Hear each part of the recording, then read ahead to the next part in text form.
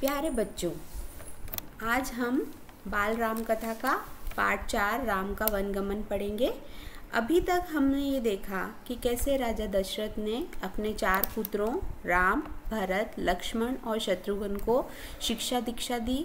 वे कैसे अपनी शिक्षा दीक्षा पूर्ण करके अपने घर आए, उनका विवाह हुआ, है ना, और सब कुछ खुशहाली से जीवन उनका जो है व्यतीत हो रहा था। कैसे जो राम हैं उनका विवाह हुआ और सब कुछ अच्छे से हुआ।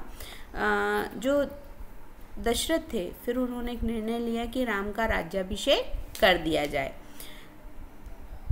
जब ये बात कैकेयी को पता चली तो उन्हें उनकी दासी मंथरा ने भड़का दिया और उन्होंने राजा दशरथ से 2 वरदान मांगने की कोशिश की। और वो वरदान क्या थे?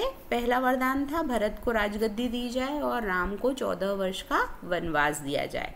तो हमने पिछले पार्ट 2 वरदान में पढ़ लिया था कि कैसे राम जो है उनको 14 वर्ष के लिए वनवास जाने के लिए कैकेयी ने कहा था। अब हम आज जो पाठ पढ़ रहे हैं वो है राम का वनगमन। गमन यानी जाना, राम कैसे वन गए। ठीक है, ये हम देख रहे हैं। चित्र देखिए, आपको चित्र में दिख रहा होगा कि राम कैसे सरयू नदी पार करके वन की तरफ जा रहे हैं, है ना। चलिए तो पाठ शुरू करते हैं। कोप भवन के घटनाक्रम की जानकारी बाहर किसी को नहीं थी। यद्यपि सभी सारी रात जागे थे। कैकेयी अपनी जिद पर अड़ी हुई, राजा दशरथ उन्हें समझाते हुए।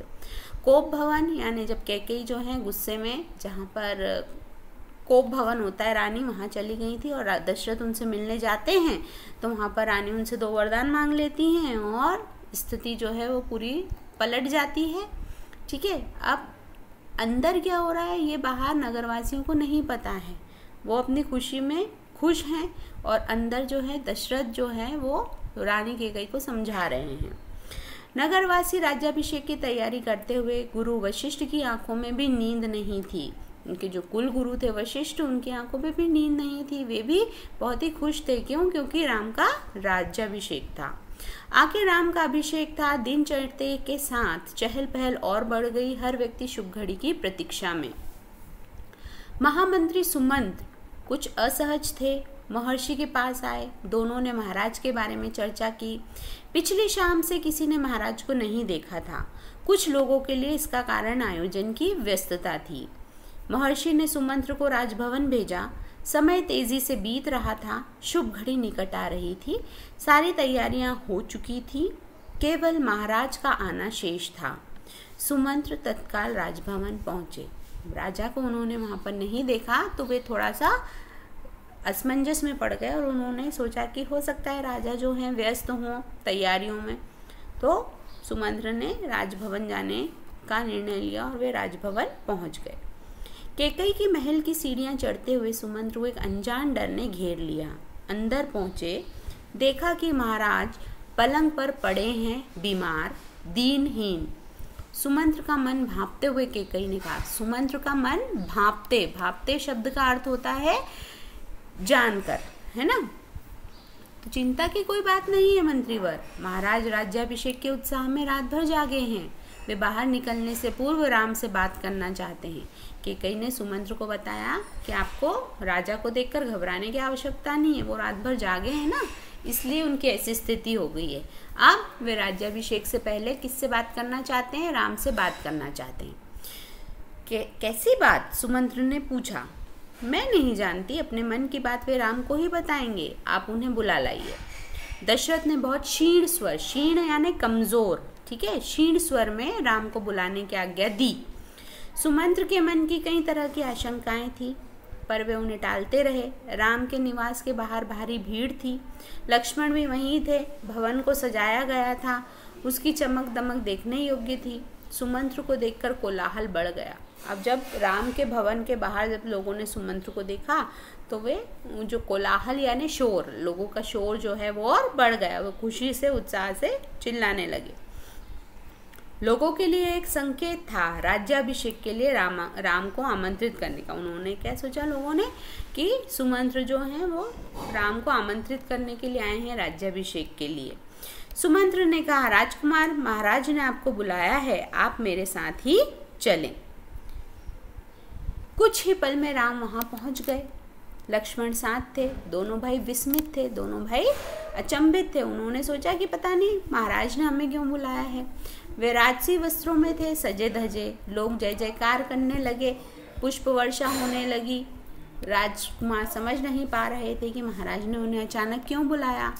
लोग समझ रहे थे कि राम राज्याभिषेक के लिए जा रहे हैं, है ना। अब यहाँ पर दो स्थितियाँ हैं, राजमहल के अंदर अलग स्थिति है और राजमहल के बाहर अलग स्थिति है। राजमहल के अंदर दुख है, राजा जो हैं वो दुख से भयभीत हैं, वो दुख से ग्रसित हैं, वो शोक संतप्त हैं। और इधर जो प्रजा है वो खुश है ना। उन्हें नहीं पता कि महल में अंदर क्या हो रहा है।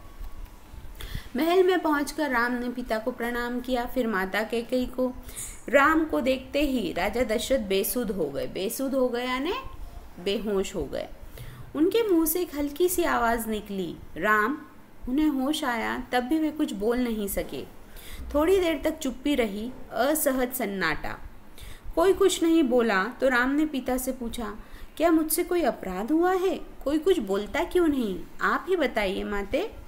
महाराज दशरथ ने मुझे एक बार 2 वरदान दिए थे। मैंने कल रात वही दोनों वरदान मांगे जिससे वे पीछे हट रहे हैं।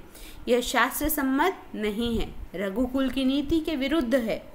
कैकेयी ने बोलना जारी रखा, मैं चाहती हूँ कि राज्याभिषेक भरत का हो और तुम 14 वर्ष वन में रहो। महाराज यही बात तुमसे नहीं कह पा रहे थे। रानी कैकेयी ने राम को स्पष्ट शब्दों में उन 2 वरदानों की बात कह दी जो उन्होंने रात राजा दशरथ को बताई थी। राम संयत रहे मतलब संतुलित रहे, शांत रहे। उन्होंने दृढ़ता से कहा, पिता का वचन अवश्य पूरा होगा। मैं भरत को राजगद्दी दी जाए, मैं आज ही वन चला जाऊंगा।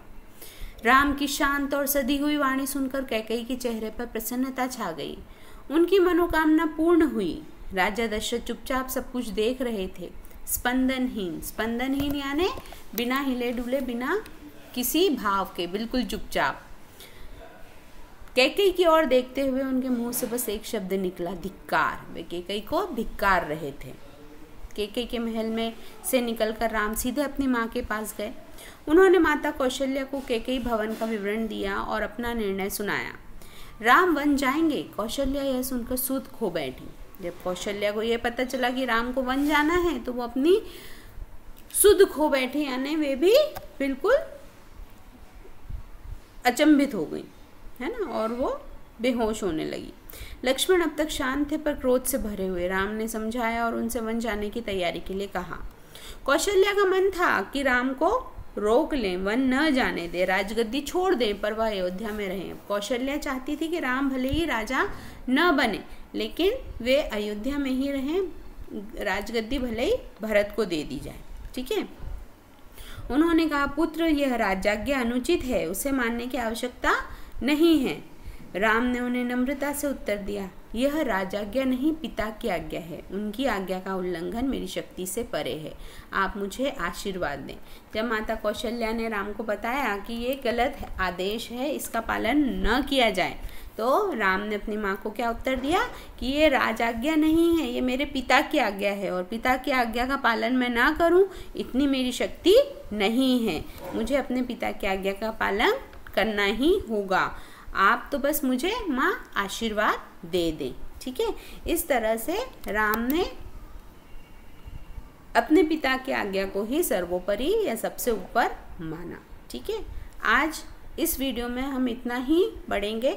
कल हम इसके आगे का वीडियो जो है वो हम आपको देंगे। ठीक है। धन्यवाद बच्चों।